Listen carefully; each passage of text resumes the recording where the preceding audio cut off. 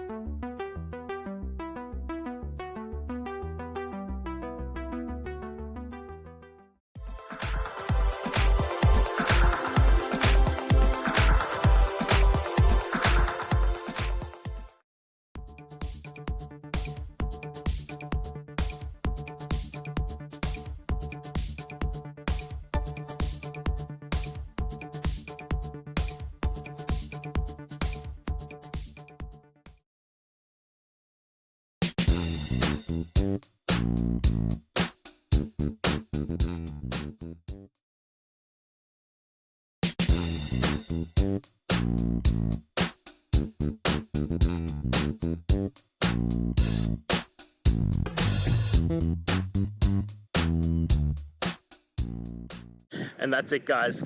I hope we've gone through and found the answer that you're looking for. And look, if we did find that answer in your resolution, please hit the subscribe button. I'd really appreciate it.